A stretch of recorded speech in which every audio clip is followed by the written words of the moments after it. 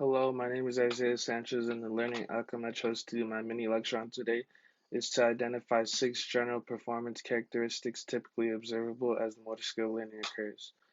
These are improvement, consistency, stability, persistence, adaptability, and the reduction of attentional demand. Let's begin with improvement. If learning is taking place, performance of this skill shows improvement over a period of time, meaning that the person performs at a higher level of skill at some later time than at some previous time.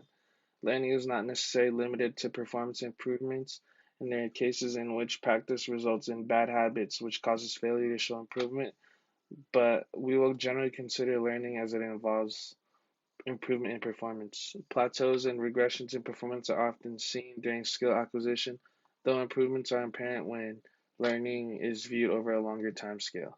Next is consistency. As learning progresses, performance becomes increasingly more consistent from one performance attempt to another.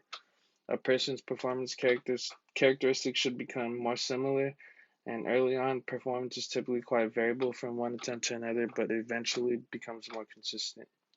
Following is stability. Related to variability, the influence of perturbations, which are internal, such as stress, or external, such as obstacles or weather, can disrupt skill performances. As learning progresses, performance stability increases and perturbations have a less of influence on the performance.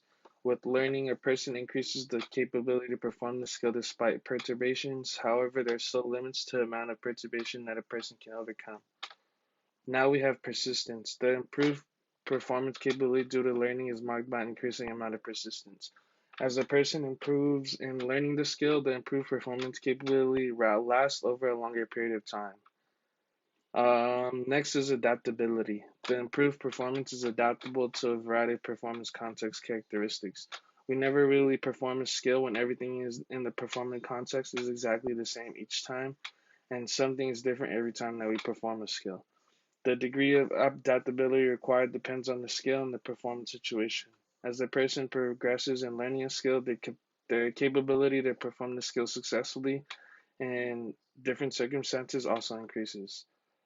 Finally, we have reduction in attentional demand. Motor skills typically demand attention to perform, but a common change that occurs as a person learns a skill is the reduction in the amount of attention demanded to perform that skill. Demonstrated using the dual task procedure. As learning progresses, the learner can more easily perform another activity simultaneously. Thank you.